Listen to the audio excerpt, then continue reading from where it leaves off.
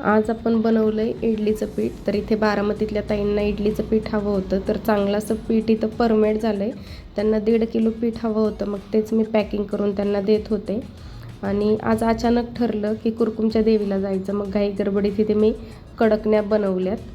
तर नमस्कार सर्वांना, आम्ही चाललो आहे कुरकुमला.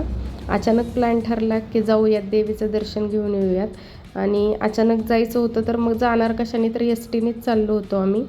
मग मुली आणि मी निघालो एस टीने, आणि एस टी लगेच मिळाली स्टँडवर गेलो की. त्यामुळं अगदी काही वेळातच पोहोचलो कुरकुमला. तर कुरकुमला पोहोचल्यानंतर मंदिरात गेलो. मंदिरात गेल्यानंतर लाईनला मी थांबले नाही, लाईन जरा बरी होतीच, पण डायरेक्ट मंदिरात गेले, कारण की बरेच वर्ष मी पण कुरकुमला राहिलेली आहे. त्यामुळं लाईनला न थांबता डायरेक्ट मंदिरात गेले. देवीचं दर्शन घेतलं, प्रसन्न वाटलं. बघा, तुम्हालाही बघा देवीचं रूप किती सुंदर दिसतंय ते. त्यातनं थोडासा व्हिडिओ काढायचा प्रयत्न केला आहे. देवीचं दर्शन झाल्यानंतर हा शेजारचा परिसर मंदिराचा.